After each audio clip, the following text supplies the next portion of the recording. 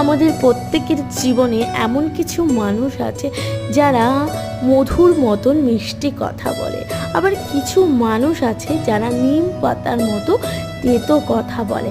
আমাদের এই তেতো কথা বলা ব্যক্তিদের জীবনে কিন্তু ভালো লাগে না, কিন্তু দেখা যায় যে তারাই কোনো রকম ছলনা না করে আমাদের জীবনের মঙ্গল কামনা করে, আমাদের উচিত কথা এবং উচিত পরামর্শ দেয়।